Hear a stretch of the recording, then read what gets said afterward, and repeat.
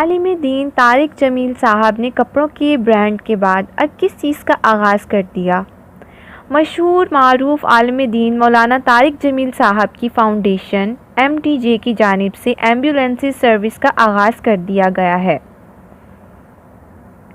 इस हवाले से उनकी फ़ाउंडेशन के ऑफिशियल इंस्टाग्राम अकाउंट पर नई खरीदी गई एम्बुलेंसेस की तस्वीर शेयर की गई हैं, जिसमें देखा जा सकता है कि मौलाना तारिक जमील साहब खुद उनका मुआयना कर रहे हैं।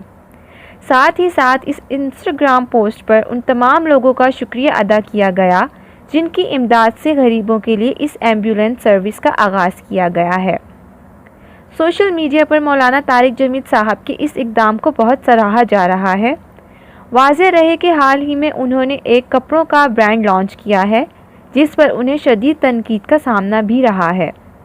इस तनकीद के जवाब में मौलाना साहब का ये मौक़िफ़ था कि उन्होंने पैसे कमाने या फिर किसी के मुकाबले में ये कारोबार नहीं खोल रहे, बल्कि अपने मदरसों को अच्छे तरीके से चलाने के लिए खोल रहे हैं।